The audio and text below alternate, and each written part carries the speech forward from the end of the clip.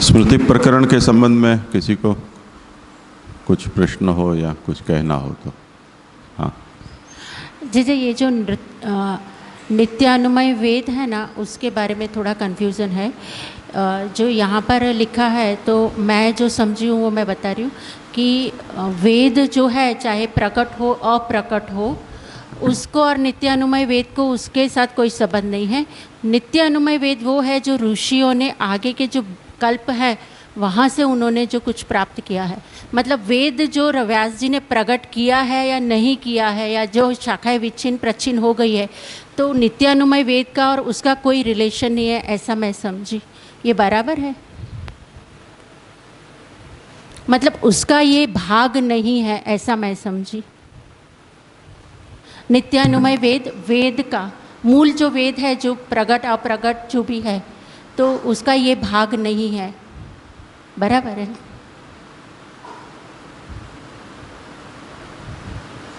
किसी को कहना हो तो इसके बारे में,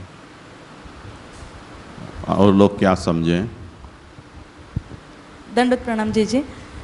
मैं ऐसे समझी हूँ उसमें कि वो जो अप्रकट वेद है, आपने भी ऐसे कल्पेश भाई का जो प्रश्न था उसमें आपने भी ऐसा समझाया कि जो वेद जो पूर्ण रूप से वेद व्यास जी ने तो प्रकट एक बार कर दिया, पर वो जो प्रकट नहीं किया, ऐसा थोड़ा पार्ट है जो प्रकट नहीं हुआ, वो पार्ट में से वो जो है वो पूर्वाचार्यों ने ऋषियों ने जिसका स्मरण करके किया वही नित्यानुमय वेद है, और वही उसको ही स्मरण करके ऋषियों ने जो किया वो स्मृति है। ऐसा आपने समझा, ऐसा मैं समझी हूँ। तो नित्यानुमय वेद तो वही है, और वो जो धर्ममूलिका जो हमको बता रहे हैं वो सब धर्ममूल और 5 जो गर्भाधान आदि संस्कार वगैरह है वो भी वो वेद का ही पार्ट है। इसीलिए हमको इतना 3-4 श्लोक तक उसका नित्यानुमय वेद क्यों वेद का ही, वेद में से ही आया है, ऐसे बता रहे हैं हमको। तो वो इस तरह से उसको समझना चाहिए कि जो अप्रकट वेद है उसको स्मरण करके ही ऋषियों ने ये किया है, ऐसा मैं समझी हूँ। जी प्रणाम जी। और किसी को कुछ कहना हो? हाँ, दंडवत प्रणाम जी। मैंने ऐसा समझी हूँ कि जो वहाँ उस वक्त वेदोक्त जो कर्म हो रहे थे, तो उसमें जो बिटवीन द लाइन्स जो होता है कि उसका कैसे करना, कौन से टाइम पे करना, वो सब उन लोगों को पता था, तो वहाँ पे कुछ रिटर्न लिखने की ज़रूरत नहीं थी। लेकिन उसके बाद जो कल्प आया तो वहाँ पे वो ऋषियों ने पहले जो आचार सदाचार वो जो थे वो सब उसने देखा, अनुभव किया था उस टाइम पे, वो उसने स्मरण में देख के फिर वो लिखा। तो ये उस टाइम रिटर्न लिखने मतलब ज़रूरत नहीं थी, तो रिटर्न नहीं था। फिर उसके बाद के कल्प में उन लोगों ने जो भी सदाचार वो भी जो भी था वो स्मरण करके लिखा, वो स्मृति प्रकरण, ऐसा मुझे समझ में आया। नहीं, इनका प्रश्न तो केवल नित्यानुमय वेद उनके बारे में, स्मृति तो ठीक है, वो तो समझ गए। नित्यानुमय वेद क्या है? वो वेद के जो धर्म है उन धर्मों को ये जो नित्यानुमय वेद है वो उनका पूरक है, उनमें वो ये उपयोगी है वो कर्म करने के लिए। हाँ ठीक। और कोई? हाँ राजेश। बस यहाँ पे कारिका में यही बताया कि धर्म उपयोगी स्मृति आह नित्य अनुमेय है, माने धर्म में जैसे उपयोगी हुए वो स्मृति है, वो नित्य अनुमेय है। वो क्या है कि योग बले न नित्य अनुमेय स्मृत्वा तद अवादिशु, माने योग बल से जो योग बल से जो ऋषियों ने जो स्मरण किया है, जो उनको अनुभव हुआ और जो स्मरण किया है वो ये नित्य अनुमेय वेद है। उतना ही फर्क है, जो वेद जो है वो डायरेक्ट है और यहाँ पे ऋषियों को वेद डायरेक्ट अनुभव है, और यहाँ ऋषियों को जो अनुभव का जो स्मरण हुआ एक स्टेप आगे चला गया, वो यहाँ पे नित्य अनुमेय वेद है। वही जो व्यवधान की बात आई अर्थ और अनुभव की, वही बात यहाँ पे आ रही, उतना ही डिफरेंस है उसमें।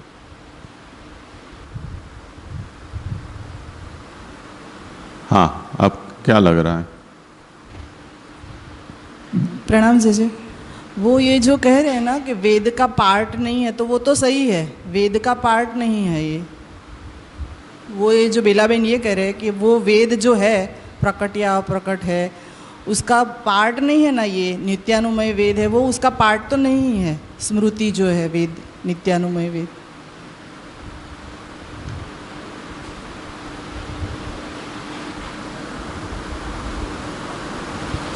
અને જે અપ્રગટ વેદ મતલબ એવું સર્વજ્ઞ હતા તો પછી અપ્રગટ એવું કેમ કર્યું? અગર બધું જે વખતે હોય તે બધું પ્રગટ જ થઈ જવું જોઈએ ને, અપ્રગટ એવું કેમ પોર્શન રાખ્યો? વેદ વ્યાસી સર્વજ્ઞ હતા તો પછી પ્રગટ બધું જ કરી દેવું, એમાં અપ્રગટ રાખવાની જરૂરત શું? એટલે તારું શું અભિપ્રાય છે? એટલે વેદથી ભિન્ન જ હોવું જોઈએ એમ, અપ્રગટ એવું કંઈ હોવું જ ના જોઈએ. બધું પ્રગટ જે એમને થયું સ્ફૂર્યું એ બધું પ્રગટ જ હોવું જોઈએ.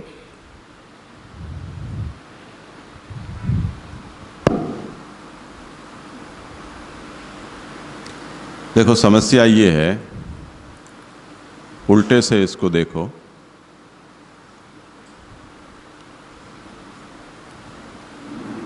वेदों के विषय में ये कहा गया है कि ये भगवान का निश्वास है।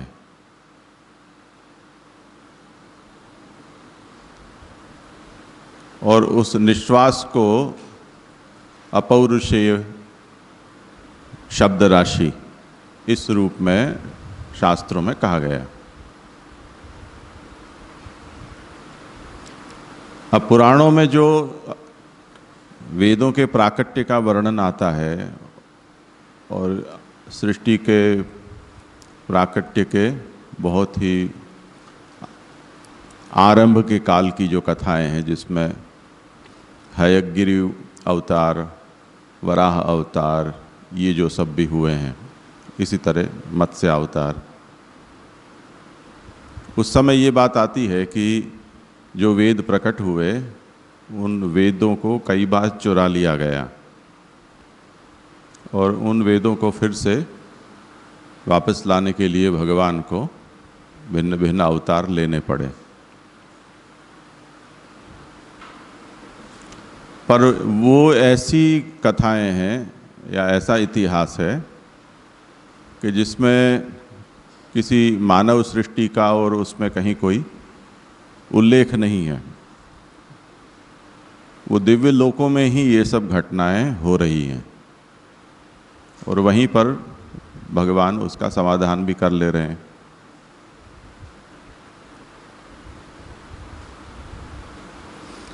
अब वो जो वेद प्रकट हुए, वो वेद के दो रूप हैं। एक तो उसका आधिदैविक रूप जो भगवान है, दूसरा भगवन्निष्ठ ज्ञान, वो वेद है। उसमें से यहाँ जैसे जिस प्रयोजन से भगवान ने वेदों को प्रकट किया, उसका निरूपण आया कि रूप सृष्टि में व्यामुग्ध हो जाने के कारण बहिर्मुख हुए जीवों को पुनः भगवद अभिमुख बनाने के लिए भगवान ने नाम सृष्टि के रूप वेद प्रकट किया। तो वो वेद फिर प्रभु का ज्ञान अनंत है, जैसे भगवान की सामर्थ्य अनंत है, उसी तरह तो वो जो प्रकट हुआ है वो तो अनंत नहीं है, क्योंकि जिनको जितना वेद प्राप्त हुआ वो उनके मंत्रों और अक्षरों की संख्या के साथ जानते हैं कि वो कितना है। तो जैसे हम ऋग्वेद में जितने भी मंत्र हैं वो सब छंदोबद्ध मंत्र हैं। छंद हैं वो अक्षरों से बंधे हुए होते हैं। तो केवल मंत्रों की संख्या नहीं, पर अक्षरों की संख्या भी वेदों की कितनी है वो परिगणित है, जैसे पुराणों की अब आएगी। तो जो भी प्रकट हुआ है वो गिना हुआ है, तब फिर वो अनंत तो नहीं कहा जाएगा। तो हमें ये स्वीकारना होगा कि मनुष्यों को अथवा सृष्टि को मनुष्य या नाम न दें, क्योंकि देव भी वेद पढ़ते हैं और वेदानुष्ठान करते हैं, असुर भी वेद पढ़ते हैं और वेदानुष्ठान करते हैं।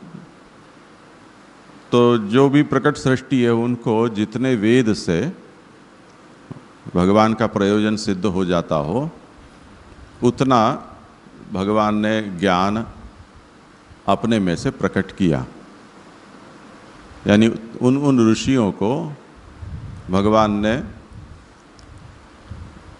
उन मंत्रों का या उन वेदों का साक्षात्कार कराया और तद्वारा वो उनके मुख से प्रकट हुए। अब ये जितना प्रकट हुआ है वो व्यास जी के तो नज़र में है, उनके शिष्यों के हो या न हो, हमारे लिए वो हो या न हो। अब जब स्मृतिकारों ने इन स्मृतियों की रचना की, स्मृति शास्त्रों की, तब उन्होंने ये देखा कि पूर्व कल्प में मनुष्य जिस तरह से धर्माचरण करता था उस तरह का धर्माचरण आज का मनुष्य कर सके, इतना मार्गदर्शन वर्तमान वेद साहित्य में से प्राप्त नहीं हो रहा है। हम तो जानते हैं बिना लिखे ही हम कर सकते हैं, जैसे प्राचीन भगवदीय या प्राचीन आचार्य वंशजों में रीत के पुस्तकों की आवश्यकता नहीं होती थी, रीत उनको कंठस्थ होती थी, तो उनको इसी आवश्यकता नहीं पड़ी। पर जिन लोगों को अब इसके बिना नहीं चलेगा ऐसा उनको लगता है, तो उन्होंने वो पूर्वाचार का स्मरण किया, और वो पूर्वाचार भी वेद मूलक था, जो वेद भाग इस समय सृष्टि में प्रकट नहीं हुआ है, अप्रकट वेद है। उसे हम अप्रकट इसलिए कहते हैं कि प्रकट अगर हुआ होता तो व्यास की नज़र में होता, क्योंकि वो सर्वज्ञ हैं, वो इसी कल्प में प्रकट हुए हैं। तो जो कुछ भी प्राकट्य है वो ज्ञानावतार होने से उनके ध्यान से बाहर नहीं हो सकता है। तब फिर हमें ये स्वीकारना होगा कि जिन स्मृतिकारों ने ये पंचकर्मों के निरूपक स्मृति ग्रंथों की रचना की, उन्होंने एक ऐसे वेद में से इसे उद्धृत किया है कि जो वेद प्रकट नहीं हुआ है, ये उनकी स्मृतियों से हम अनुमान कर सकते हैं उस वेद का। जब हम प्रकट वेद कहते हैं कि प्रकट वेद में ये सब बातें नहीं हैं, तब प्रकट वेद में वो तीनों ही बात आ जाती हैं, उत्सन्न, प्रच्छन्न और विप्रकीर्ण। इसलिए अप्रकट वेद एक अलग ही वेद है, और वो वेद ऐसा समझो कि भगवत स्थित जो ज्ञान है उस रूप में वो है।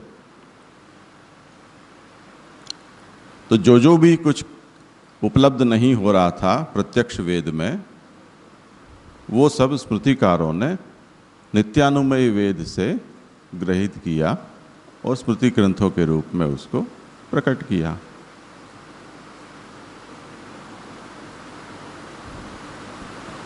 इसलिए ऐसे समझ सकते हैं ना कि इस कल्प में, मतलब इस युग में जो व्यास जी हुए और उन्होंने जो वेद प्रकट किए, माने अभी उपलब्ध है, प्रक्षण विचन कुछ भी है, उसमें से तो ये नित्यानुमय वेद नहीं है, जो उससे भिन्न है। हाँ, आगे के कल्पों का कुछ है, ऐसा ही हुआ। उससे भिन्न वेद है वो, जो हाँ, नित्यानुमयी वेद है वो। हाँ, बराबर, हाँ हुआ।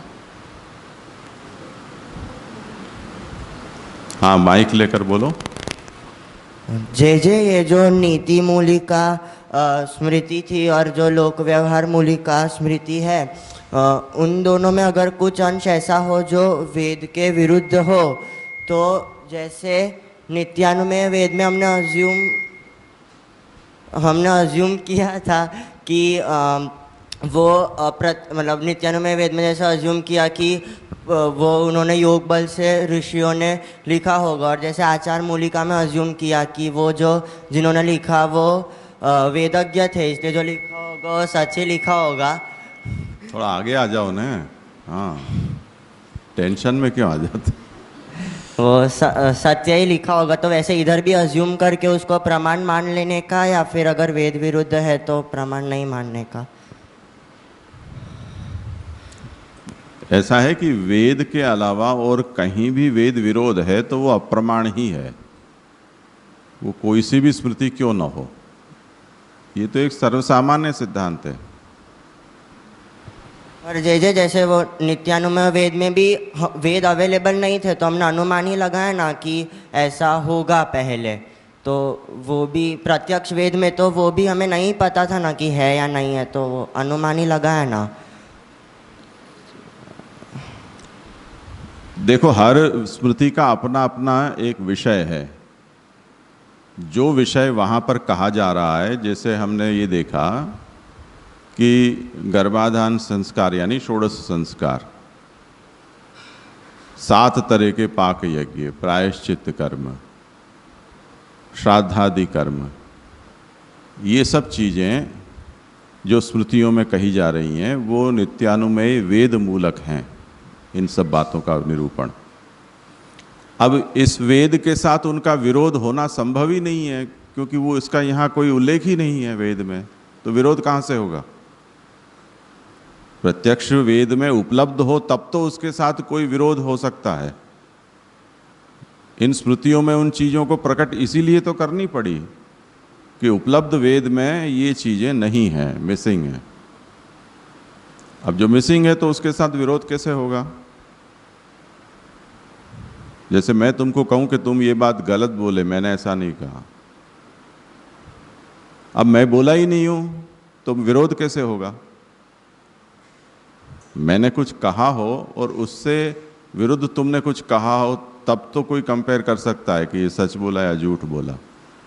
मैं जो चीज़ बोला ही नहीं हूं उसके साथ कोई विरोध कैसे कर सकता है? आया ना समझ में? तो प्रत्यक्ष वेद में जिन चीज़ों का वर्णन है, जिन बातों को कहा गया है, उसके साथ अगर कोई स्मृतिकारों में या अन्य ग्रंथ में कहीं विरोध हो तब ही उसे हम अप्रमाण कहेंगे, अन्यथा नहीं कहेंगे।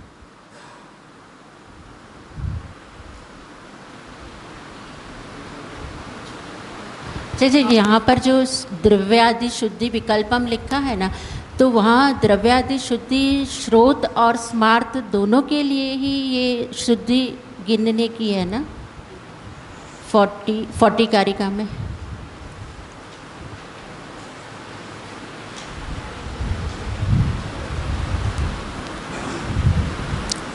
क्या लिखा है? द्रव्य आदि शुद्धौ विकल्पमाह। हाँ, क्या उसमें क्या पूछ रहे हो?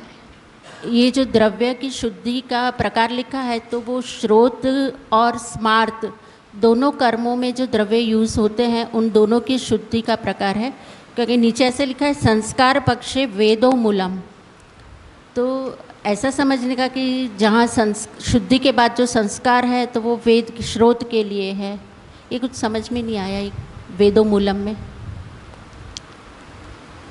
नहीं, स्मृतियों में जो शुद्धि का निरूपण किया जा रहा है वहाँ ये बात आती है कि ये शुद्धि और संस्कार दो अलग वस्तु हैं या एक हैं। अब कोई ये कहता है कि संस्कार ही शुद्धि है, तब उस स्थिति में वो जो संस्कार निरूपक जो भी व्यवस्था है वो वेद मूलिका है, ऐसा समझना चाहिए। ये वेद माने नित्यानुमेय वेद मूलिका है, ऐसा समझने का? कोई भी वेद। अच्छा, और ये जो शुद्धि की प्रक्रिया है ये दोनों श्रोत और स्मार्त दोनों कर्म के लिए आवश्यक है। द्रव्य की शुद्धि, हाँ हाँ, शुद्धि तो और जहाँ जैसी हो, और संस्कार भी जहाँ जैसा हो वैसा। अच्छा, और ये तो बहुत पर्टिकुलर समस्या है ना। हम बताएं कि कौन सी शुद्धि की आप बात कर रहे हो, तब हम कह पाएंगे कि ये श्रौत है या स्मार्त है। जनरल तो हम नहीं कह पाएंगे, या व्यवहार में होती है तो न तो स्मार्त कर्मों में हो न श्रौत में हो, व्यवहार उपयोगी शुद्धि भी होती है। इसलिए यहाँ वो दृष्टांत दिया था कि जो अन्न होता है, नवान्न, नया धान, वो स्वतः शुद्ध होता है, ऐसा स्मृतिकार कहते हैं। पर फिर भी यज्ञ में जब उसे लाया जाता है तो यज्ञ वेद ऐसा कहता है कि व्रीहीन प्रोक्षति, उनका प्रोक्षण करो। तो अब जो स्वयं शुद्ध है उसको प्रोक्षण करने के लिए क्यों कहा जा रहा है? तो इसका मतलब ये हुआ कि शुद्धि अलग वस्तु है और संस्कार अलग वस्तु है। तो यहाँ पर शुद्ध का भी संस्कार होने के बाद ही वो कर्मोपयोगी बनती है।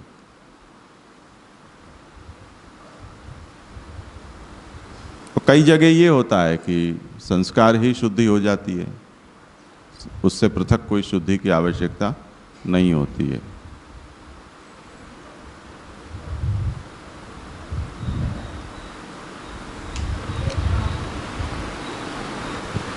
उन्होंने जो क्वेश्चन पूछा था उसके कंटिन्यूएशन में है कि अगर वेद विरोधी कुछ है तो वो स्मृति नहीं कहलाएगी ना?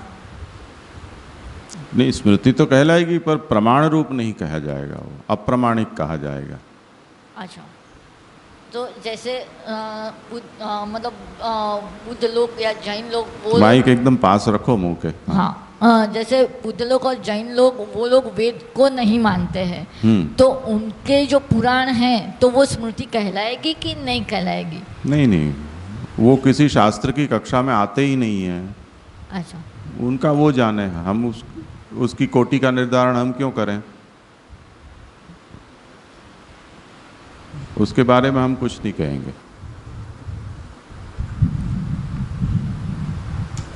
जी जी, यानी ये जो आगे आयो कि स्मार्त धर्म है, वो जो अकेलो अगर स्मार्त धर्म आप कर रहे हो तो वो आभास सिर्फ है। तो यानी उसका मतलब ये हुआ कि स्मार्त जो धर्म है उसका इंडिपेंडेंट कोई रोल है नहीं, वो तो डिपेंडेंट ही है। तो जैसे ये तो ऐसा हो गया कि भाई अभी आज की तारीख में तो कोई श्रोत धर्म तो कुछ कर ही नहीं पा रहे हो, तो कोई धर्म ही नहीं हो रहे हो फिर। हाँ, ऐसा ही है। यानी स्मार्त धर्म अकेलो तो कुछ कर ही नहीं पाएगा, तो यानी कोई भी कुछ धर्म हो ही नहीं रहे हो। अच्छा, और जो व्यवहार और जो सब कुछ है हमारे वहाँ, वो तो स्मार्त धर्म में से ही आ रहे हो सब, तो वो अनुसर रहे फिर भी वो निष्फल ही हो रहे हो ऐसा। हाँ, धार्मिक महत्व उसका कुछ भी नहीं है, शास्त्रीय मूल्य उसका कुछ भी नहीं है। वो करते रहो जो कर रहे हो, उसको कुछ नहीं है। तो जैसे कभी ऐसा होता है कि पढ़ाने वाला कोई ना हो, अथवा पढ़ाई में जो कोर्स है वो आपका ख़त्म हो चुका है, तो अभी स्कूल ने वैकेशन, रीडिंग वैकेशन या जो कुछ भी है वो अनाउंस नहीं किया है। बच्चे भी आ रहे हैं, टीचर भी जा रहे हैं, करेंगे क्या बैठकर? तो टीचर कहते हैं कुछ करो, खेलो, कुछ फालतू में ऐसे ही देते हैं, इनको 5-5 बार लिख कर लाओ। ऐसे टाइम कैसे बिताना, उस तरह से ये समय बिताने की बात है, इनका कोई धार्मिक मूल्य नहीं है। इसीलिए कहा कि जो फल है वो आभासिक फल इसका है, मुख्य फल प्राप्त नहीं होता है।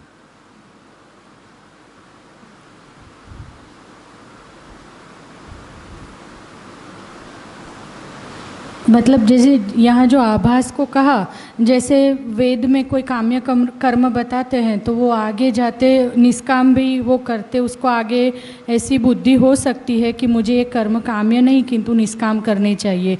इस प्रकार से इस कर्म में जो जुड़ा हुआ है, इस प्रकार से मतलब फालतू कुछ नहीं कर रहा है पर भगवान नाम ले रहा है, इस प्रकार से तो क्या आगे जाके फिर मतलब फल के रूप में उसकी उत्तर अच्छी आगे गति हो सकती है? ऐसा नहीं समझना चाहिए, पर आभास ही उसको बस टाइम पास ही समझना चाहिए, या उसकी आगे गति हो सकती है?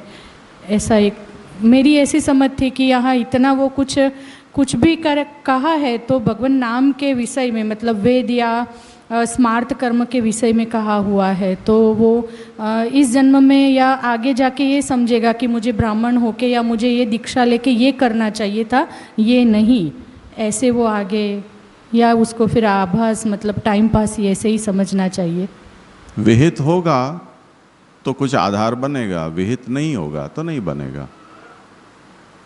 जो कुछ भी हम करें वो विहित होना चाहिए।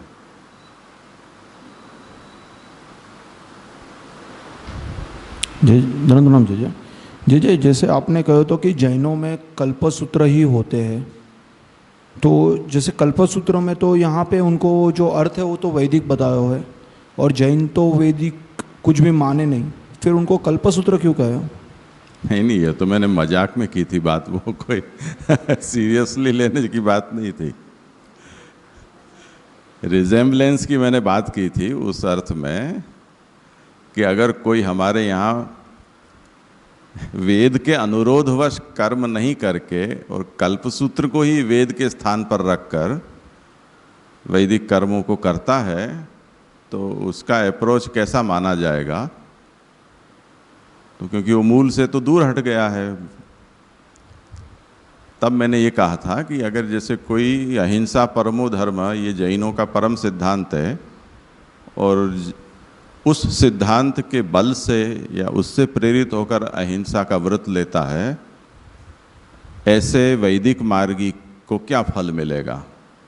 बहिर्मुखता ही होगी उसे, क्योंकि अहिंसा हो चाहे हिंसा हो, वेद विहित है इसलिए मुझे हिंसा करनी है, वेद विहित है इसलिए मुझे अहिंसा रखनी है।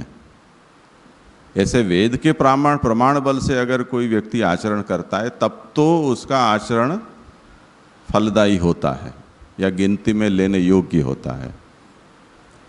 अन्यथा तो पीछे जैन के कल्पसूत्र जैसा हो गया, ये मेरा कहने का मतलब था। उसको वो ज़्यादा ही गंभीरता से ले लिया ऐसा लगता है।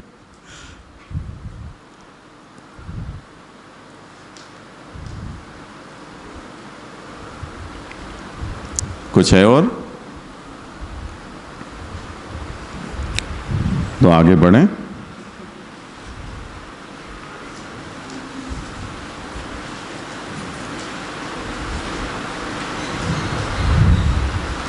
एवं स्मृतिम उपपाद्य पुराण निर्णयम आह। स्मृति प्रकरण का उपपादन किया, अब पुराणों के संबंध में निर्णय देते हैं। श्री पुरुषोत्तम जी ने विषय के उपक्रम में कुछ बातें कही हैं, उनको देख लें। अतः परम पौराण प्रमेयस्य बल विचारणाय तन्निर्णयार्थम उपक्रमन्ते। पुराणों में जो प्रमेय निरूपित है उसके बल का विचार करने के लिए, उनका निर्णय करने के लिए अब उपक्रम शुरू करते हैं। सभी शास्त्र ग्रंथों का अपना अपना प्रमेय है, सब्जेक्ट मैटर अपनी अपनी है, और उन विषयों का अपना अपना महत्व है धर्म की व्यवस्था में। तो कोई, जैसे हमने यहाँ देखा कि गृह्योक्त कर्म जो होते हैं वो स्मार्त कहे जाते हैं, और कल्पसूत्र या श्रौत सूत्र में वैदिक जो कर्म कहे जाते हैं वो उनसे श्रेष्ठ होते हैं। तो वैदिक प्रमेय स्मार्त प्रमेय की तुलना में बलवान हो गया, स्मार्त प्रमेय निर्बल हो गया। इसी तरह पुराणों में भी बहुत सी बातें निरूपित हैं, उनका ये धर्म की व्यवस्था है उसमें क्या स्थान है, और श्रौत, स्मार्त और पौराणिक ऐसे तीन अगर हम विषयों को सामने रखें तो उनका बलाबल कैसे होगा, कौन से क्रम पर हम किसे रख सकते हैं।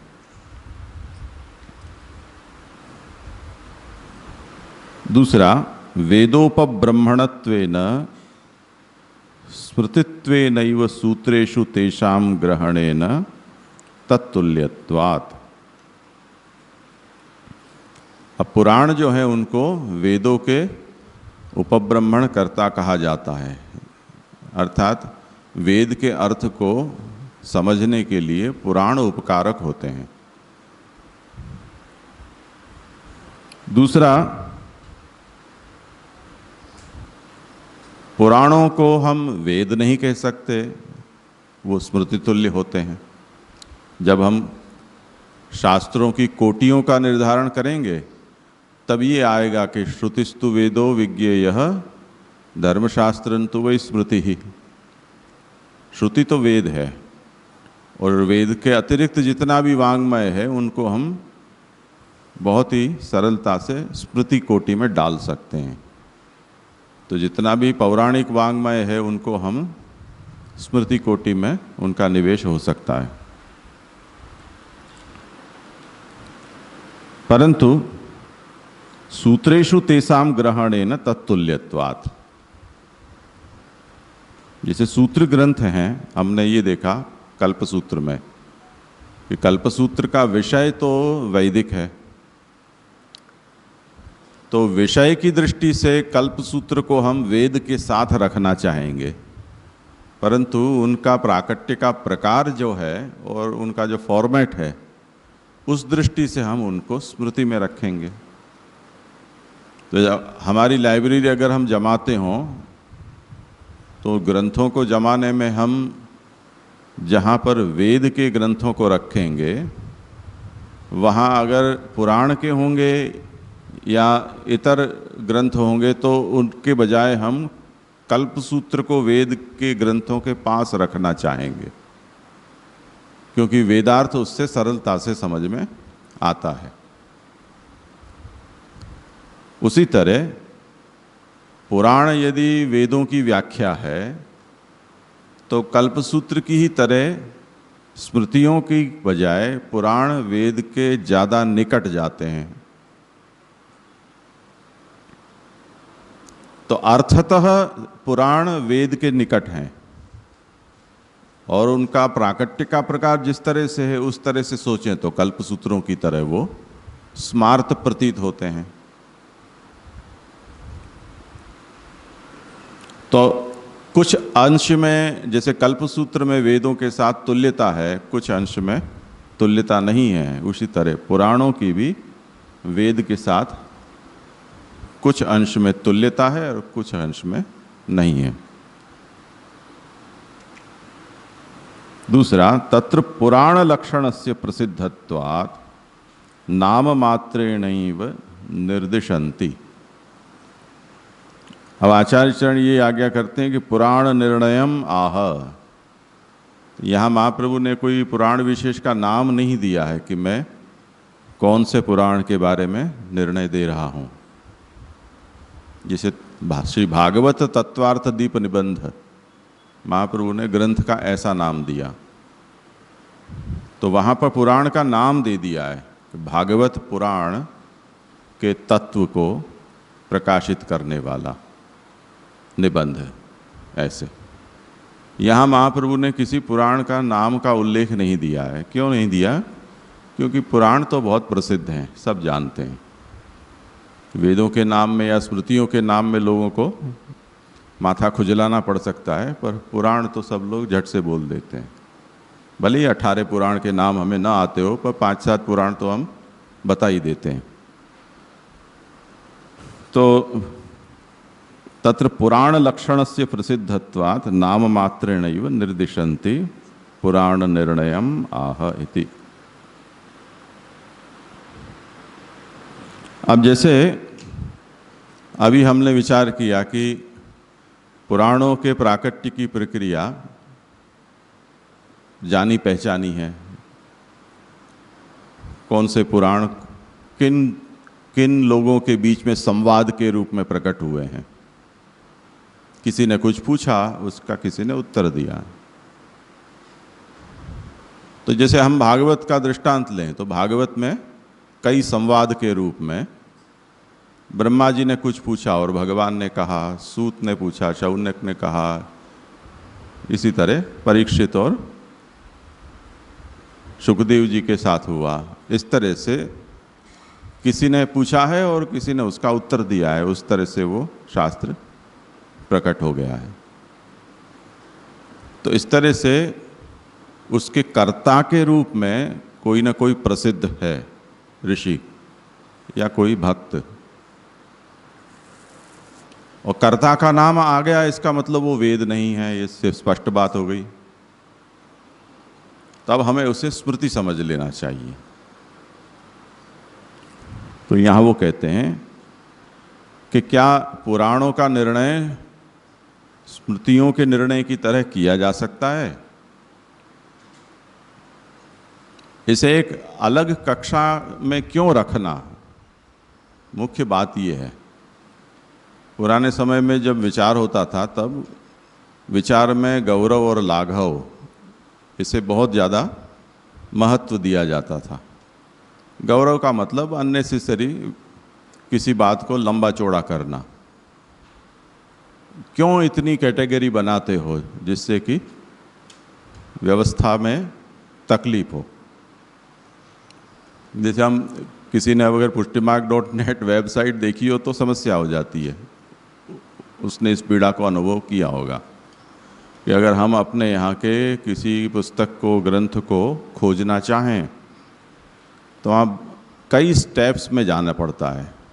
महाप्रभु जी, फिर वाद ग्रंथ या फिर प्रकरण ग्रंथ और सुबोधनी, ऐसे अलग अलग, और 5-7 क्लिक करने के बाद जाकर हम अपने वाले ठिकाने पर पहुंचते हैं। अब ऐसा करना कब ज़रूरी होता है कि हर एक कैटेगरी में आपके पास 150 या 200, 500, 1000 आइटम हो, तब तो इस तरह का आप क्लासिफिकेशन करें, वो ठीक बात है। पर जो आप क्लास बनाएं उस क्लास में 1 या 2 ही आइटम हो तो अच्छा है कि आप उन आइटमों को खुला ही रख दें, वैसे ही दिख जाएंगी पन्ना खोलने के साथ ही। तो कुल मिलाकर ग्रंथ अगर 20-25 हों, उसमें 10 कैटेगरी बनाकर उनको 20-25 को उनमें सेट करने का हेतु क्या है? ऐसे आपके पास इतनी सारी चीज़ें हों कि जिनको उसके लिए अलग अलग डिब्बे, खाने, अलमारी या कमरे बना कर उसमें रखना पड़े, तो आप उस तरह के अरेंजमेंट करो।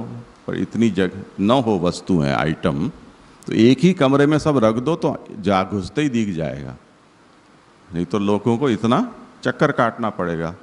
तो ये लाघव हुआ। विस्तार करने पर गौरव होता है, फिर संभल नहीं पाता है। इसलिए प्रश्नकर्ता का आशय ये है कि अगर पुराणों को स्मृति कह देने से स्मृतियों की जैसी व्यवस्था की, उसी तरह पुराणों की व्यवस्था उससे हमको समझ में आ जाती हो, तो अनावश्यक पुराण को एक अलग कक्षा में स्थापित न करना पड़े। तो वो कहते हैं कि स्मृति निर्णयाद एतन निर्णयस्य वैलक्षण्यम। महाप्रभु स्मृति से पुराणों का कुछ वैलक्षण्य है ये बताना चाहते हैं। इसलिए महाप्रभु ने जो उपक्रम किया उसमें आपने आज्ञा की कि एवं स्मृतिम उपपाद्य, स्मृतियों का निर्णय किया, अब हम पुराण का निर्णय देते हैं। तो महाप्रभु ने पुराणों को स्मृति से भिन्न कोटि के रूप में स्वीकार किया है। तो वो कहते हैं पुराणम वेदवत पूर्व सिद्धम सर्वोपयोगी तत्। जो पुराण है वो जैसे वेद पूर्व सिद्ध हैं, इसी तरह पुराण भी पूर्व सिद्ध हैं। और जैसे वेद सर्वोपयोगी हैं उसी तरह पुराण भी सर्वोपयोगी हैं। कैसे सर्वोपयोगी? तो उदाहरण से समझाते हैं कि सर्वोपकरणानीव धर्मस्य नरगेहयोः। जैसे उपकरण होते हैं घर में रहने के लिए उपयोगी चीज वस्तुएं, फर्नीचर इत्यादि, वो उपकरण कहे जाते हैं। तो घर में रहने वालों को जैसे उपकरण उपयोगी होते हैं, उसके बिना घर में अच्छी तरह से रहा नहीं जा सकता है, उसी तरह ये जो पुराण है वो भी उपकरण स्थानी है। अब महाप्रभु कंसिस्टेंटली आत्मा, देह, घर और उपकरण, ये चारों को जोड़ता जाना है। आत्मा धर्म है, देह श्रौत धर्म है, घर स्मार्त धर्म है, पौराणिक धर्म जो है वो उपकरण है। तो उपकरणों सहित यानी उपकरणों से सजे धजे घर में अगर देह रहेगा तो उसकी आत्मा प्रसन्न होगी। इसलिए पुराणों की आवश्यकता है, पुराणोक्त धर्म है वो आवश्यक है, ये समझाया। तब अब ये बात कहते हैं कि तस्य वेद धर्माति देशः, प्रकाश में आप समझाते हैं पुराणों में वेद के धर्मों का अतिदेश है, यानी एक जगह की जो बात है वो दूसरे जगह अगर एप्लीकेबल होती हो, प्रसक्त होती हो, उसे अतिदेश कहा जाता है। तो पौराणिक धर्म जो हैं उनमें वैदिक धर्म का अतिदेश है। तेन धर्मार्थ काम मोक्षाः भक्तिश्चेति पंच नित्याः काम्याश्च विकृताः। और जैसे वेद में हमने ये देखा कि वेद में अग्निहोत्र, दर्श, पूर्णमास, निरूढ़, पशु, चातुर्मास्य और सोम, ये पंचविध यज्ञ नित्य और काम्य दोनों तरह से बताए गए। उसी तरह पुराणों में वो पंच यज्ञ नहीं है, परंतु पंचविध पुरुषार्थों का निरूपण है, धर्मार्थ काम मोक्ष और भक्ति। और उन पांचों पुरुषार्थों का नित्य और काम्य भेद से पुराणों में भी वर्णन प्राप्त होता है। ये उसका अतिदेश हुआ, वेदोक्त धर्म का पुराणों में अतिदेश।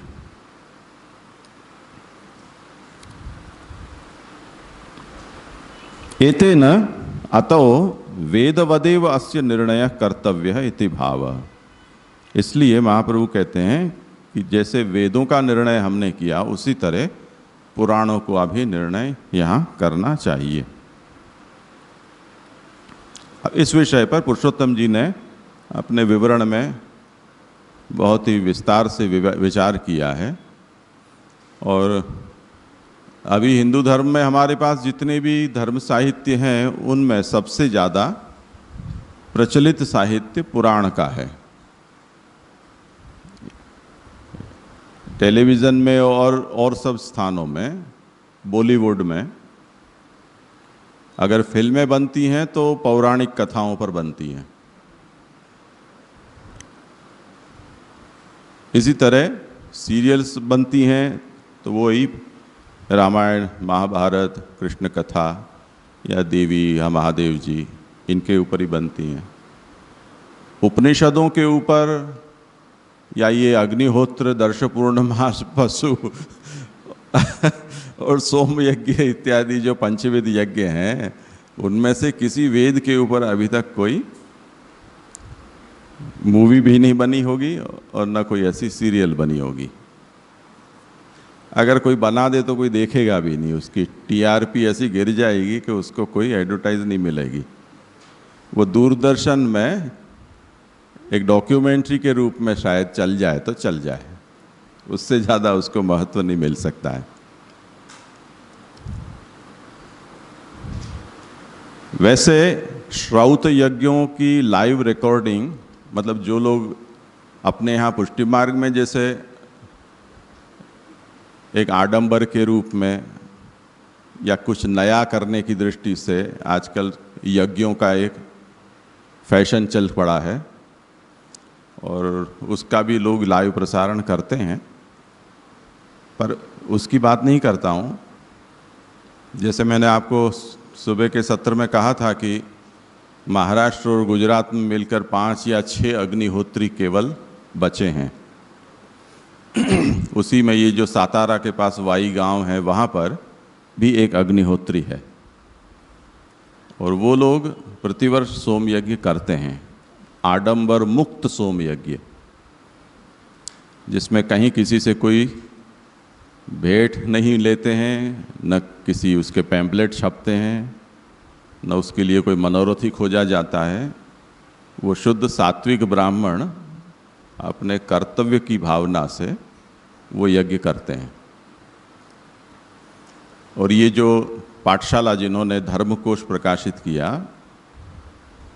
उन्होंने उसी की वीडियो रिकॉर्डिंग बहुत वर्ष पहले, यानी 50-60 वर्ष पहले उन्होंने की थी, उस भावना से कि अगर भविष्य में किसी को ऐसी इच्छा हो कि मैं ऐसा यज्ञमय जीवन जीऊँ, तो उसके पास उसका एक डेमोन्स्ट्रेशन होना चाहिए जिसे देखकर वो यज्ञ सीख सके और कर सके। तो मैं जब वहाँ गया था तब उन्होंने मुझे उसकी वो माइक्रोफिल्म में उन्होंने उसको रखा था, स्पूल जो होता था पुराने समय में। उसके बाद वो VHF और ऐसी और बड़ी बड़ी कैसेट्स वीडियो की आई, उसमें उन्होंने कन्वर्ट किया था। अब पता नहीं उनकी DVD CD या उन्होंने YouTube में कहीं उसको रखा है कि नहीं, पर किया होगा अगर वो रेगे होंगे तो उन्होंने उसे संभाल कर रखा। पर जैसे आज हम इतना सोशल मीडिया का और इन सब चीज़ों का उपयोग करते हैं और उसमें लोग ये देखते हैं कि उसमें संख्या आती है कि इस वीडियो या इस पिक्चर को किसने कितनी बार देखा, व्यूज़ उसके आते हैं कि 1,00,000 बार देखा, 1,000 बार देखा, 5 बार देखा। तो उसकी संख्या हम देखेंगे तो उसको हम सर्च देंगे तब भी बेचारा गूगल को बड़ी मेहनत पड़ेगी खोज कर लाने के लिए। तो वो आउट ऑफ फैशन है। ऐसे जो यज्ञ आदि हैं, वैदिक धर्म हैं, वो हमारी रुचि से बाहर हैं। इसलिए पुराण अधिक प्रचलित हैं, लोकप्रिय भी हैं, क्योंकि उनकी विषय का निरूपण करने की शैली लोगों को पसंद आए ऐसी है। वेद कुछ अपनी अलग तरह से, अपनी अलग मूड से, अलग छटा से वही बात कहता है, पर उसे ग्रहण करने योग्य हमारी सामर्थ्य नहीं है। जैसे हिंदुस्तानी ख्याल गायकी हो, उसे आप सुनो, और डागर बंधुओं की ध्रुपद शैली हो, उसे सुनो, तो बहुत कम लोग अगर डागर बंधु ध्रुपद गाना शुरू करें तो सहन कर सकते हैं। 10-15 मिनट में तो उनको हॉल छोड़कर जाना ही पड़ता है। इतना टेक्निकल, इतना ग्रामर को सुनना हर किसी के बस की बात नहीं है। तो वेद कुछ ऐसे हैं।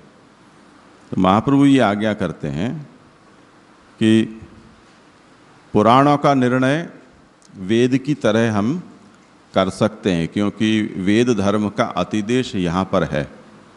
पर वेद क्योंकि इतने पॉपुलर नहीं हो पाए, लुप्त भी इसी कारण हो गए, क्योंकि उनके नियम बहुत कठोर थे। हम पुराणों में कथा पढ़ते हैं कि एक स्वर का भेद हो जाने से यज्ञ का फल उल्टा हो गया। यजमान ने अपने शत्रु के नाश के लिए जो यज्ञ किया, वो यज्ञ खुद के ही नाश का कारण बन गया। तो वेद बहुत ज़्यादा डिसिप्लिन चाहता है। वो भस्मासुर जैसा है, अगर उसमें कुछ आगे पीछे हो गया तो वो इतनी यानी मैकेनिकल प्रोसेस से काम करता है कि उसमें वो ये नहीं सोचता है कि करने वाले ने इतना सब किया, वो हम देखें, या ये एक गलती की है उसकी सज़ा उसको दें। तो वो गलती की सज़ा देने में संकोच नहीं करता है। तो वेद पथ थोड़ा जटिल है। पुरुषोत्तम जी ने उसका विस्तार किया है अब पुराणों के बारे में, कि जैसे वेद का अतिदेश पुराणों में है, ये महाप्रभु समझाते हैं। वो अतिदेश कैसे है वो पुरुषोत्तम जी ने समझाया है। उसमें कुछ वचन दिए हैं। छांदोग्य में कहा है इतिहास पुराणम।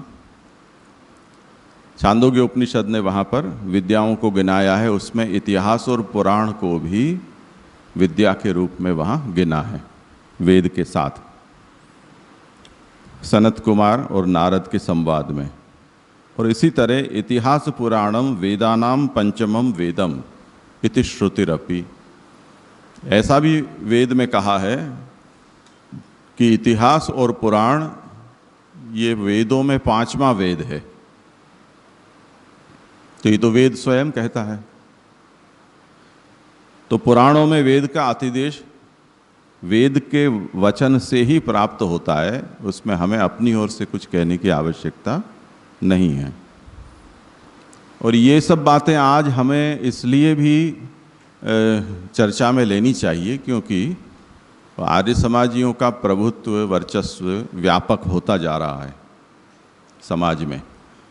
जो वेद को आगे करके ऐसा तो आभास प्रकट करते हैं कि वो वैदिक सनातन धर्म के पक्षधर हैं, परंतु वो अंतः से द्वेषी हैं। वो एक आभास खड़ा करते हैं और सकल शास्त्र है उसके वो अंदर से द्वेषी हैं।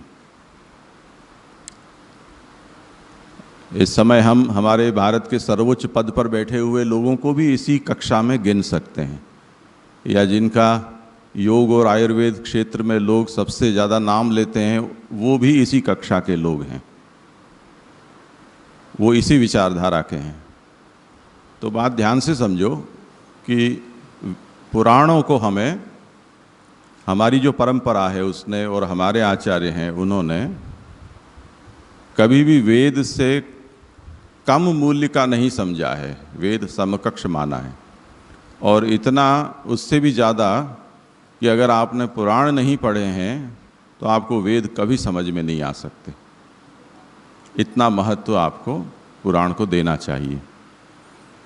तो वो समझाते हैं कि केचित तो, अब इसमें जैसे आज कई लोग विरोध में स्वर उठाते हैं, यानी पुराण के विरोध में बोलते हैं, उसी तरह प्राचीन काल में भी ऐसे विचार रखने वाले लोग थे, मीमांसक तो खास, सभी नहीं पर कुछ।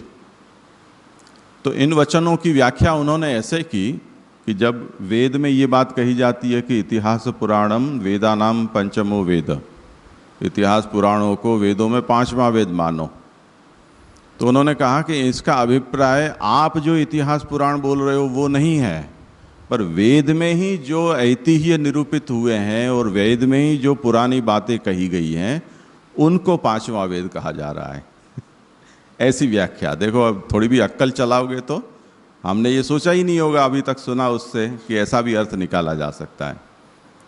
पर जो एक प्रतिपक्षी बनकर सोचना शुरू करो तो ये सब विचार आपके दिमाग में आ सकते हैं। हम अनुगामी बनकर सोचते हैं, इसलिए जो आचार्य कहते हैं उनके अनुकूल ही विचार हमारा चलता है, प्रतिकूल विचार आता ही नहीं है। तो उन्होंने ये कहा कि वेद और पुराण का मतलब, इतिहास और पुराण का मतलब है, इतिहास मतलब ऐसा कभी हुआ था, ये इतिहास शब्द का मतलब है। इति ह आस, ये उसका मतलब है। तो इतिहास का मतलब पुरानी बातें, पुरानी घटनाएं। जैसे कल आया कि वो नाभाग का उपाख्यान भी वेद में आया है, तो वो इतिहास हो गया। इसी तरह पुराण, पुरा भवम पुराणम, पहले जो हुआ वो पुराण। तो ऐसी प्राचीन बातें वेदों में हैं, उसे यहाँ इतिहास पुराण कहा जा रहा है, न कि महाभारत रामायण रूप इतिहास और भागवत आदि पुराणों को यहाँ 5वां वेद कहा जा रहा है। ये प्रतिपक्षी ने शंका जताई कि आप इसका ऐसा अर्थ करें।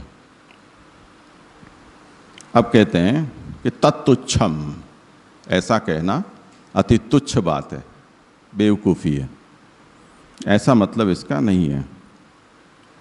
क्यों? तस्य वेद चतुष्टयांतर्गतत्वेन पृथक पाठ संख्ययोर विरोधात्। अगर आप ये कहो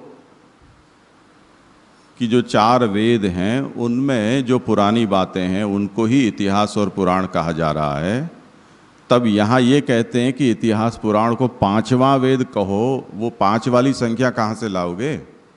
क्योंकि वो तो 4 के अंदर ही आ गया। यहाँ तो 5वां वेद उसे कहा जा रहा है। इसका सीधा मतलब है कि 4 वेदों से कोई एक अलग ग्रंथ की बात हो रही है, चार के अंतर्गत जो कहा गया है उसकी ये बात नहीं है। ये एक तर्क है। और पृथक पाठ संख्योर विरोधात, उन इतिहास और पुराणों का कोई वेदों से पृथक पाठ है, और प्रतिपक्षी जो कह रहा है वो तो उन चार वेदों के अंदर ही पठित है, इसलिए हमें उसे उससे अलग नहीं कर सकते। इस कारण से जो महाभारत रामायण आदि और भागवत आदि इतिहास पुराण है उसी को पांचवा वेद कहा गया है, ये सिद्धांत हुआ।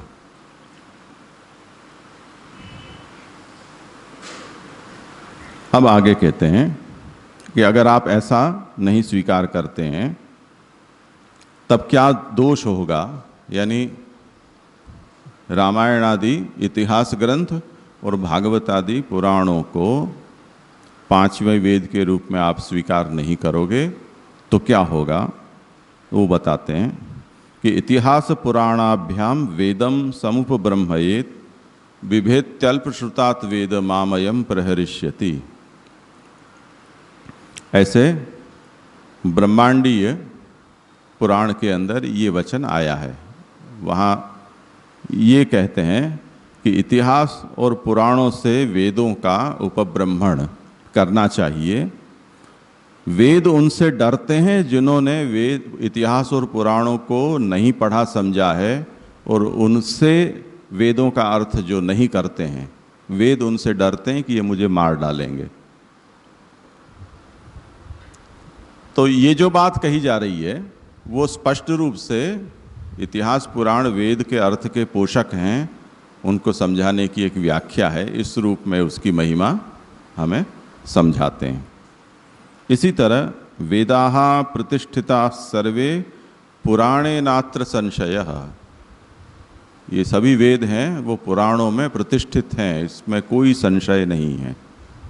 ये हमारे शास्त्र में कही गई बात है, विष्णु पुराण कहता है ये। इसी तरह स्कंद पुराण में आया है, इतिहास पुराणेस्तु कृतोयम निश्चलः पुरा। इतिहास और पुराणों से वेद के अर्थ को निश्चल किया है। और आगे कौरव पुराण में कहते हैं, नान्यथा ज्ञायते धर्मो ब्रह्म विद्या च वैदिकी तस्मात् सर्व पुराणंच श्रद्धातव्यम मनीषिभिः। धर्म और वैदिकी ब्रह्म विद्या, उसका ज्ञान कभी नहीं हो सकता है अगर आपने पुराण नहीं पढ़ा है। इसलिए पुराणों में सभी को परम श्रद्धा रखनी चाहिए, ऐसा कूर्म पुराण कहता है। अब ये सब जितने भी वचन हैं वो सब पुराणों की महिमा हमें समझाते हैं, उसकी उपयोगिता समझाते हैं कि वेदार्थ को समझने में वो कितने उपकारक हैं। पर प्रतिपक्षी फिर भी तर्क देता है कि आपने सोच लिया है कि भी पुराणों को किसी तरह वेद के साथ रखना है, इसलिए आपको सब अनुकूल अनुकूल उसके बातें सूझती हैं। परंतु जैसे वेदों में निंदा स्तुति के कई वचन आते हैं, उन्हें अर्थवाद कहा जाता है। वो अर्थवाद का मतलब ये है कि उनका स्वतः प्रामाण्य नहीं होता है, वो किसी के अनुकूल होकर प्रमाण होते हैं। जैसे कई स्तुतियाँ होती हैं देवताओं की, कई फलों की स्तुतियाँ की जाती हैं, जैसे स्वर्ग आदि लोकों की स्तुति की जाती है। वो इसलिए की जाती है कि उन स्तुतियों से प्रभावित होकर ऐसे लोक की कामना मनुष्य के मन में जगे और उस कामना पूर्ति के लिए वो यज्ञ आदि साधनों में प्रवृत्त हो। आप ये ना समझें कि ऐसा कुछ होता है। स्वर्ग जैसा वर्णन जो स्तुतियों में होता है ऐसा सचमुच में होता है, ऐसा नहीं समझना चाहिए। ये लोगों में रुचि पैदा करने के लिए, आसक्ति पैदा करने के लिए ये बातें कही जाती हैं। इसलिए उसे अर्थवाद कहा है। वो अर्थवाद दोनों तरह के होते हैं। स्तुत्यर्थवाद भी होते हैं और निंदार्थवाद भी होता है। तो जिसमें प्रवृत्त कराना है मनुष्य को, उसकी स्तुति की जाती है। तो स्तुति में जो बात कही जा रही है उसके ऊपर ध्यान मत दो, प्रवृत्ति कराना उसका उद्देश्य है। जैसे बच्चे को हम ये कह देते हैं कि दूध पी ले, तेरे बाल लंबे हो जाएंगे, तू गोरा हो जाएगा। अब दूध पीने से ना तो बाल लंबे होते हैं, ना कोई आदमी गोरा होता है, पर बच्चा दूध पीने लग जाता है। इसी तरह सूर्य, इंद्र, अग्नि, मित्र, वरुण, विश्वदेव इत्यादि सब देवताओं की स्तुति अगर की जा रही है कहीं पर, तो ऐसा मत सोच लेना कि ऐसे कोई देवता होते हैं, परंतु उनके उद्देश्य से जो यज्ञादि कर्म है उनमें वो मनुष्य प्रवृत्त हो जाए, इतना ही उसका हेतु है। ऐसा मीमांसकों का मत है, आचार्य चरणों का नहीं। इसी तरह निंदार्थवाद हैं, कई चीज़ों के बारे में ऐसी कठोर शब्दों से निंदा की जाती है कि तुम ऐसा करोगे तो तुम्हारा सर्वनाश हो जाएगा, तुम कुत्ते बिल्ली बन जाओगे, तुम्हारा धन है वो लुट जाएगा, ऐसा कुछ भी। ये सब निंदा है। निंदा का प्रयोजन क्या है कि जिन कर्मों में प्रवृत्ति से वेद हमें रोकना चाहता है उसकी निंदा करते हैं। जैसे आजकल वो गुटखा और तंबाकू और बीड़ी सिगरेट, उनके ऊपर वो कैंसर की सब चित्र छपते हैं। पहले केवल ये स्वास्थ्य के लिए हानिकारक है ऐसा लिख कर देते थे, अब चित्र के साथ देने का नियम हुआ। पहले कानून में थोड़ी ढील थी तो बहुत छोटे छोटे अक्षर में देते थे, अब कानून ने कठोर कर दिया कि नहीं, इतने ही बिना चश्मा के कोई भी आदमी पढ़ सके, इतने बड़े अक्षर में, लाल अक्षर में होना चाहिए, ऐसा उसका कुछ नाप तय कर दिया। ये सब डराना धमकाना क्यों है? लोगों को रोकना है। उसकी निंदा है वो उसमें से निवृत्ति के लिए होती है। आदमी तो आदमी है, जिसको अब चढ़ गई है उसका तो कोई उपाय नहीं है। तो लोग प्रवृत्त होते हैं, वो एक अलग कथा है। ऐसी मजाक की मैंने कई बात सुनी थी कि एक आदमी कोई ऐसा नशीली पदार्थ लेने के लिए गया, उसके ऊपर लिखा था कि इसकी साइड इफ़ेक्ट में आपको डायरिया हो सकते हैं। उसने जाके पढ़ा और देखा, अरे ये नहीं, वो कैंसर वाली लाओ।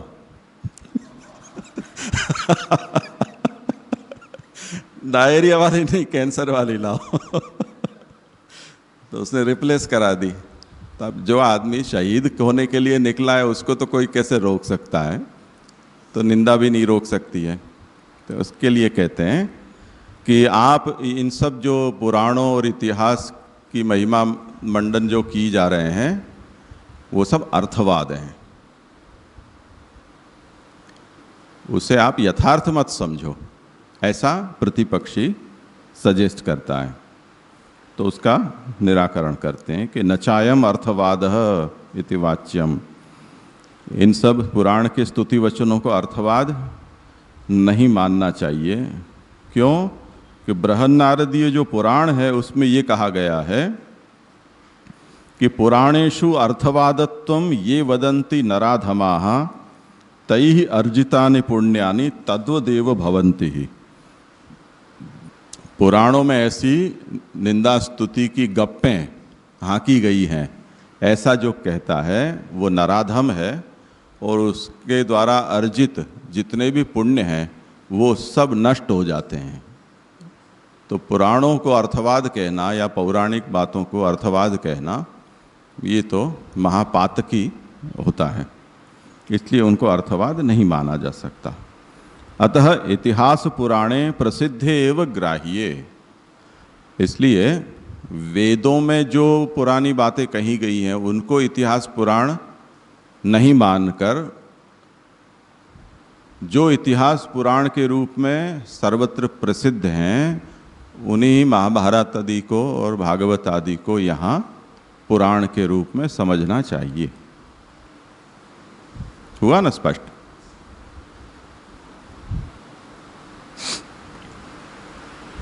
आगे तो तस्य वेद धर्मातिदेश, मूल में अब देखते हैं प्रकाश में। तेन धर्मार्थ काम मोक्षाः भक्तिश्च इति पंचनित्याः काम्याश्च विकृताः। तो पुराणों में वेद के धर्मों का अतिदेश है, इसीलिए पंचविध पुरुषार्थ नित्य और काम्य के भेद से पुराणों में वर्णित हुए हैं। और ये जो 5 आदि धर्मार्थ काम मोक्ष और भक्ति हैं, उनके भी देश काल द्रव्यकर्ता मंत्र और कर्म, ये षडंग काम्य के और नित्य के, इन दोनों के पुराणों में वर्णित हैं। यानी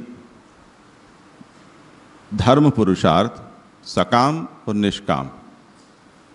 निष्काम धर्म के लिए आवश्यक देश काल द्रव्यकर्ता मंत्र कर्म, इसी तरह सकाम धर्म पुरुषार्थ के देश काल द्रव्यकर्ता मंत्र और कर्म, इसी तरह से पांचों के समझने हैं। तो पुराणों में इस तरह से इन विषयों का प्रतिपादन है।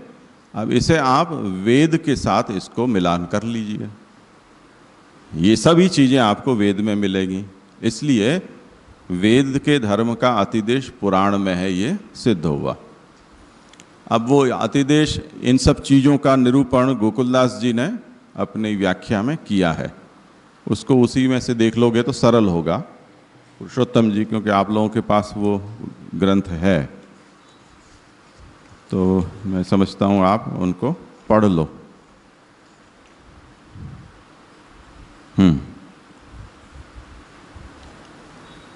पढ़ लो, माइक लो।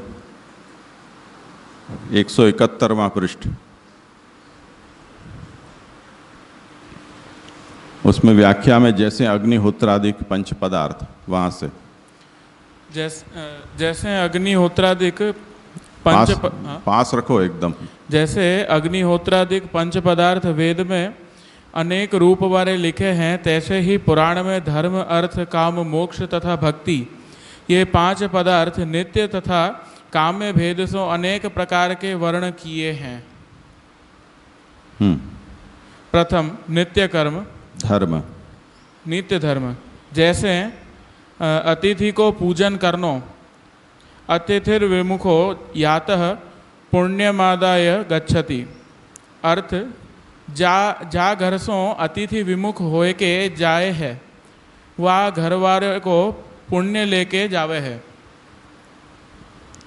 दूसरो काम्य धर्म, जैसे पुत्र की कामना के अर्थ दिति ने पयोव्रत कियो।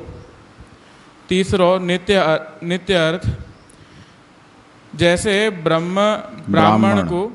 ब्राह्मण को शरीर निर्वाह के अर्थ कुसूल कोठी भर अथवा गड़ा भर धान्य जरूर रखनो चाहिए इत्यादि। चौथो काम्य अर्थ, जैसे इला स्त्री ने भोग करिवे के अर्थ तपश्चर्या करी के शिव सो पुरुष देह मांगी। ये समझ में आ रहा है ना नित्य अर्थ का मतलब? नित्य अर्थ में ये कहा कि ब्राह्मण को अपने देह निर्वाह के लिए अमुक मात्रा में धान्य का संचय करना चाहिए। ये कहने की बात है क्या? ब्राह्मण को कहना जरूरी है, क्योंकि ब्राह्मण तपस्या प्रधान है, वो नहीं रखेगा। संग्रह ब्राह्मण के लिए उसके तप तेज का नाशक होता है, इसलिए ब्राह्मण कभी संग्रह नहीं कर सकता है। तो उसे ये कहा जा रहा है कि तुम अपने स्वभाव से किसी वस्तु का संचय नहीं करोगे, पर अन्न का संचय करना। वो कहेगा कि नहीं नहीं नहीं, ये नहीं हो सकता, ले जाओ ले जाओ ले जाओ। पर शास्त्र ये कहता है कि नहीं, तुमको इतना तो करना चाहिए। तो ये धर्म के रूप में उसको कहा जा रहा है, विधान है कि तुम नहीं करोगे, फिर भी तुमको हम कहते हैं इसलिए इतना करना चाहिए। तो ये धर्म हो गया, ये नित्य धर्म है उसके लिए। शास्त्र की अपेक्षा कैसी है और अब दशा क्या है। बंद कर शकील दास्ता, अपने सुनने वालों के दिल दहलते हैं। पढ़ो आगे। 5वां, नित्य काम। जैसे ऋतुस्नाता तु यो भार्यां शक्तः सन्नोपगच्छति घोरायां भ्रूण हत्यायां लिप्यते नात्र संशयः। पराशर स्मृति। अर्थ, ऋतुधर्म होवे के अनंतर स्नान करी भई अपनी स्त्री के साथ जो पुरुष सामर्थ्य वारो होए के हु गमन नहीं करे है, वो पुरुष घोर भ्रूण हत्या के पाप में लिप्त जावे है, लिप्त हो जावे है। या में संदेह नाही है इत्यादि। काम्य काम। जैसे आग्निद्र राजा ने पूर्वचिति के साथ संभोग कियो। 7वां, नित्य मोक्ष। जैसे सायोज्य मुक्ति, सायोज्य रूपा परमा मुक्तिर भुवि परात्मनि। सूत संहिता मुक्ति खंड। 8वां, काम्य मोक्ष। जैसे सालोक्य मुक्ति प्रभृति। 9वां, जैसे ऐसे ही निष्काम होए के भक्ति करी जाए वो नित्य भक्ति कहावे है। 10वां, सर्वकामना अथवा मोक्ष कामना के अर्थ भक्ति करी जाए वो काम्य भक्ति कही जावे है। जैसे अग्निहोत्रादिकन में देश कालादि 6 पदार्थ अंग हैं, तैसे धर्मादि पदार्थन के हु न्यारे न्यारे देश कालादिक अंग है। बस ये इतना विषय। और पुरुषोत्तम जी ने तो काफ़ी विस्तार से फिर से देश कालादि षडंग नित्य धर्म के यानी नित्य पुरुषार्थ के और काम्य पुरुषार्थ के वो बता के, यानी कुल 30 प्रकार हो जाएंगे। 30 प्रकार नित्य पुरुषार्थ के और 30 प्रकार काम्य पुरुषार्थ के। उस तरह से आपने वचनों के साथ उसका निरूपण आवरण भंग में किया है। वो बहुत विस्तृत है और अभी वो विषय प्रासंगिक नहीं है। हमें समझना है कि इस तरह से पुराणों में निरूपण पुरुषार्थों का किया गया है। तो पंचानामपि देशादि षटकम अंगम पृथक पृथक पृथक पृथक पुराणों में उसका निरूपण किया है। अब ये जो पुराण है वो व्यास जी के नाम से प्रसिद्ध हैं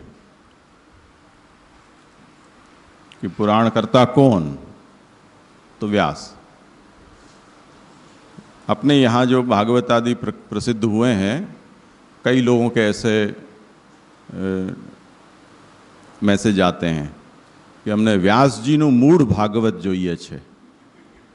कोई कहता है कि मैंने शुकदेव जी नु मूળ भागवत જોઈએ છે ऐसे। तो कुछ लोग भागवत के कर्ता व्यास को मानते हैं, कुछ लोग शुकदेव जी को मानते हैं। अभी सूत जी वाला भागवत चाहिए ऐसा अभी कोई कहता नहीं है, पर कह सकता है कि मुझे मूल रोमहर्षण सूत जी नु मूળ भागवत જોઈએ છે। ऐसा अभी तक किसी ने नहीं कहा है। तो व्यास हैं वो पुराण करता है, ऐसी प्रसिद्धि है। ये इसका क्या मतलब है वो अब विचारण होता है कि व्यासस्य कर्तृत्वम आशंक्य निराकरोति पूर्व सिद्धम इति। महाप्रभु ने जो ये कहा पुराणम वेदवत पूर्व सिद्धम, जैसे वेद पूर्व सिद्ध हैं, यानी सृष्टि में अभी कोई आया ही नहीं था तब से वेद हैं। इसी तरह पुराण भी सृष्टि में कोई आया नहीं था तब से स्थित है। तब तो व्यास तो बाद में आए, वो तो भी द्वापरांत में आए हैं। पुराण तो कब के हैं, तो पूर्व सिद्ध हैं। व्यास उसके कर्ता कैसे हो सकते हैं कि जो अभी जो हम काल देखते हैं उसमें तो बहुत ही निकट भूतकाल में वो व्यास जी आकर गए हैं, ऐसा हम कह सकते हैं। अभी तो हुए थे ऐसा। तो व्यास उसके कर्ता कैसे हो सकते हैं? इसलिए निराकरण करते हैं कि पुराण के कर्ता व्यास नहीं है, ये गलत समझ है आपकी। इसलिए कहा कि पुराण तो पूर्व सिद्ध हैं। पुरुषोत्तम जी ने इसके ऊपर थोड़ा विचार किया है। वो आप कहते हैं कि एवं वेदस्य यज्ञार्थत्ववत् पुराणस्य एवं पुमार्थार्थता सूचिता व्यासस्य कर्तृत्वम आशंक्य इति। पुराण में ऐसे वचन मिलते हैं कि 18 पुराणानि कृत्वा सत्यवती सुतः, 18 पुराणों को सत्यवती सुत जो व्यास हैं उन्होंने करके कुछ कुछ आगे किया। तो इससे ऐसा प्रतीत होता है कि पुराणों की रचना व्यास जी ने की है। अब उसका निराकरण करते हैं कि नहीं, पुराण तो नित्य हैं। वो कहते हैं, जो मत्स्य पुराण में कहा गया है, पुराणम सर्वशास्त्राणाम प्रथमम ब्रह्मणा स्मृतम। वेदादि सभी शास्त्रों से पहले ब्रह्मा ने पुराणों का स्मरण किया। नित्यम शब्दमयम ब्रह्म शतकोटि प्रविस्तरम अनंतरंच वक्त्रेभ्यो वेदास्तस्य विनिर्गता। ये शब्दमय नित्य ब्रह्म जो है वो शतकोटि प्रविस्तर, ये पुराण साहित्य कितना था, जिसके श्लोक की संख्या करोड़ों में हो, इतना विस्तृत ये पुराण साहित्य था। उसका स्मरण करने के अनंतरंच वक्त्रेभ्यो वेदास्तस्य विनिर्गता। इन पुराणों के बाद ब्रह्मा के मुख से वेद विनिसृत हुए।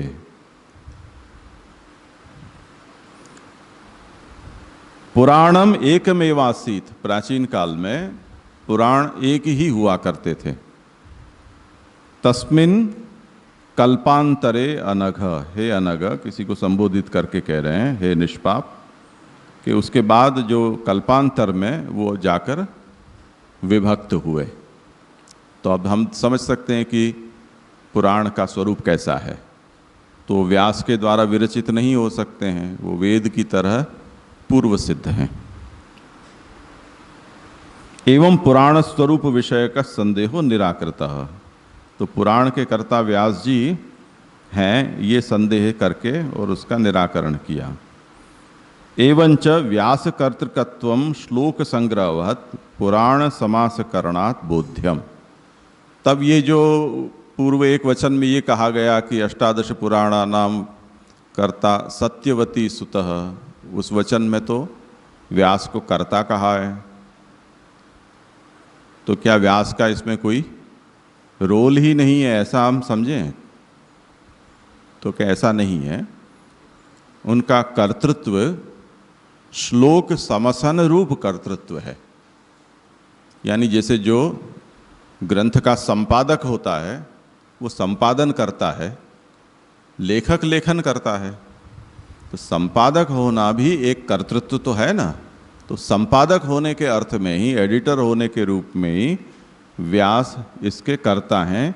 उन्हें लेखक समझने के भ्रम में नहीं रहना चाहिए, ये इसका मतलब हुआ। तो वेदों का उन्होंने व्यास किया, यानी विस्तार किया। जो एक वेद थे उनको चार में से शाखाओं में, तो उसका वो व्यास कहा जाता है। और समास यानी जो विस्तृत है उसको छोटा करना। तो हमने देखा कि पुराण है वो शतकोटि प्रविस्तर थे, बहुत विस्तृत थे। उनको 4-5 लाख श्लोकों में उन्होंने संक्षिप्त किया।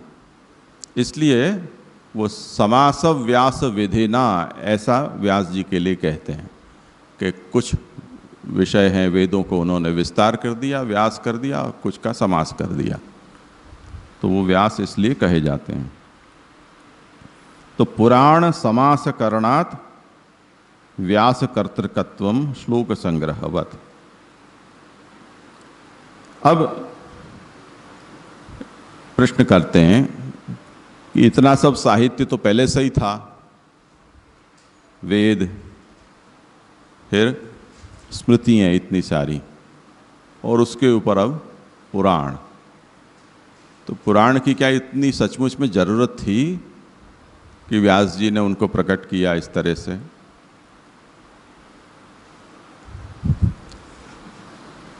ये मतलब है उसका, इतना क्यों बढ़ा दिया? तो उसका समाधान देते हैं कि सर्वोपयोगी इति, पुराणों को प्रकट करने का प्रयोजन है, पुराण सर्वोपयोगी हैं। आप कितने बजे हैं आप स्मरणम भजनम चापी का? हाँ, 5:30। तो यहाँ थोड़ा विराम कर लो, क्योंकि ये थोड़ा विषय चर्चा योग्य है। जी जी, एक आगे के विषय में प्रश्न है। अब मुझे तो कोई आपत्ति नहीं है, पर जिनको चाय की तलब है वो टपली दाव नहीं करें, बाद में कर लेना ना। तो यहाँ थोड़ी देर बाद बैठते हैं।